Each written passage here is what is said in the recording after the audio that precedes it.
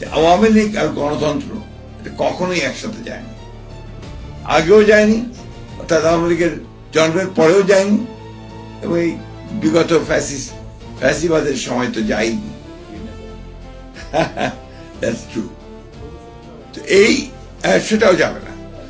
সমস্যা হচ্ছে কিন্তু আমরা দুর্ভাগ্যক্রমে গণতন্ত্রের জন্য যারা আমরা লড়াই করছি, যারা আমরা সংগ্রাম করেছি, প্রাণ দিয়েছি, আমরা যারা সংবাদ মাধ্যমের স্বাধীনতার জন্য সংগ্রাম করেছি, লড়াই করেছি এবং প্রাণও দিয়েছি অনেক সময়, আমরা কি সব সময় ঐক্যবদ্ধ থাকতে পারি না।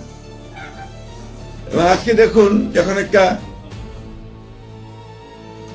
রক্তাক্ত সংগ্রামের মধ্য দিয়ে আমরা যখন একটা স্বাধীনতা পেয়েছি কিছুটা, যে আমরা এখন একটু অন্তত সংবাদপত্রের স্বাধীনতাকে নিশ্চিত করার একটা ক্ষেত্র তৈরি হয়েছে, এবং আমরা এখন পর্যন্ত যেটা লক্ষ্য করছি যে বর্তমান সরকার এই সংবাদপত্রের স্বাধীনতাকে রক্ষা করবার জন্য কমিটেড আছে এবং তারা কাজ করছেন সে বিষয়ে। আমাদের তথ্যমন্ত্রী সেই কথাগুলো বলেছেন।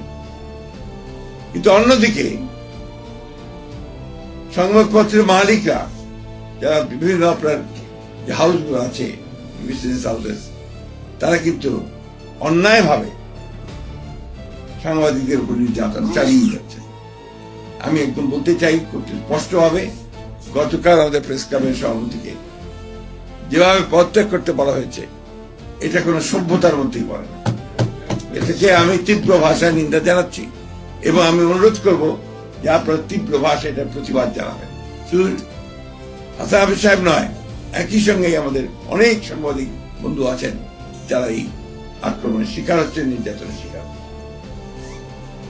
আমার কাছে সবসময় মনে হয়, যেটা মনে হয়েছে সবসময়, যে আসলে যুগ পাল্টানোর সঙ্গে সঙ্গে সবকিছু পাল্টে যায়। আমি এর আগের দিনও বলেছি যে আমাদের আজকে 1975 সালে 76 সালে সাংবাদিকরা যে অবস্থায় ছিলেন, এখন কিন্তু সেই অবস্থায় নেই। আমি এখনো দেখছি, আমাদের এর পরেও দেখছি অনেক সাংবাদিক ভাই এখন পর্যন্ত বেকার হয়ে আছে। আমরা তাদের কর্মসংস্থানের সুযোগ সৃষ্টি করতে পারিনি।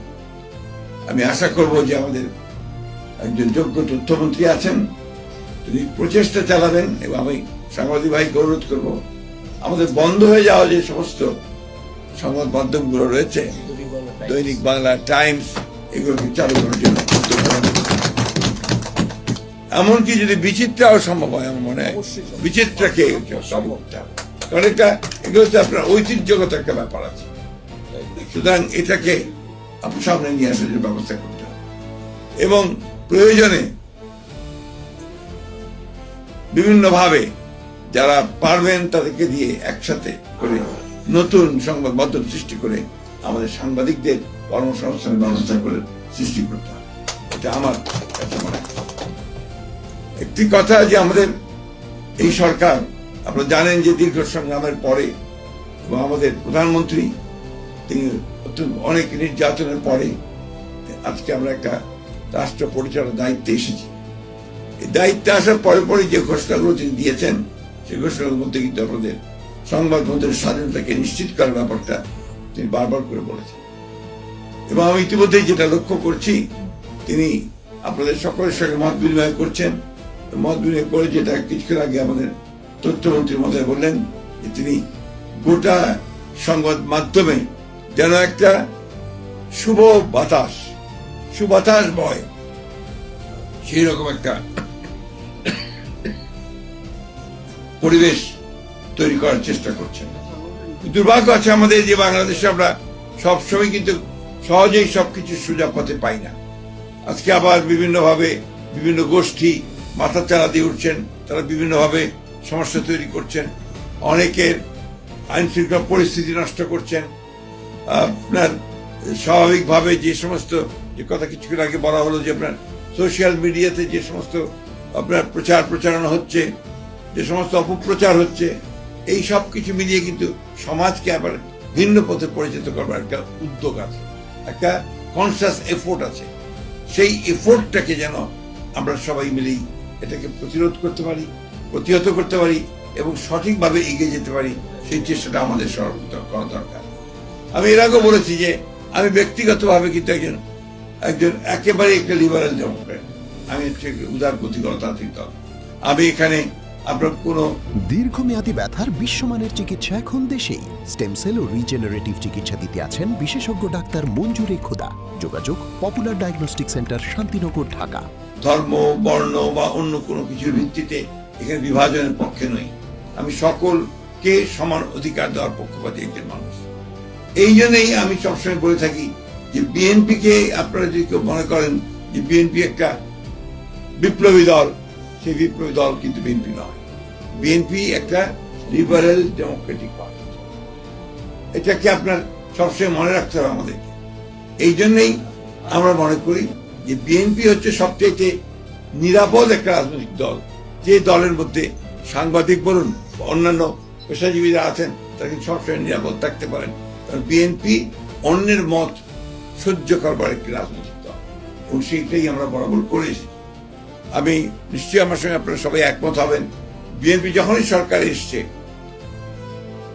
সাংবাদিক দলন বা নির্যাতন কিন্তু সবচেয়ে কম হয়েছে। আপনি এটা খুব বেশি খুঁজে পাবেন, এবং কারণ বিএনপিতে বিশ্বাস করে।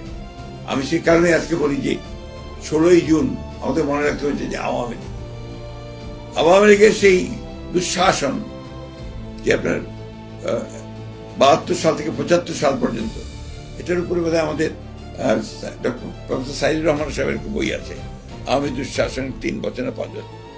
কিন্তু এখন এই যে 15 বছর আওয়ামী যে ভয়াবহ দুঃশাসন গুলো গেল, এর মধ্যে বহু রাখা বেরিয়েছে, আমাদের মারুফ কামাল থেকে শুরু করে অনেকে রাখা বেরিয়েছেন। কিন্তু ঠিক এইভাবে একেবারে এই 15 বছরের দুঃশাসনের উপরে, তাদের ফ্যাসিজমের উপরে সেরকম কোন আপনার কম্পাইল বই আমি কিন্তু এখন পর্যন্ত দেখিনি। এটা বোধহয় প্রয়োজন আছে। আমি অনুরোধ করবো আপনাদেরকে, যারা আপনারা লেখালেখি করেন তারা এই দিকে একটু যোগ দেন। আমি তথ্যমন্ত্রীকে অনুরোধ করবো যে বিষয়টার উপরে একটু আপনার নজর দেওয়া উচিত, যাতে করে সত্যিকার ইতিহাসটাকে আমরা তুলে ধরতে পারি।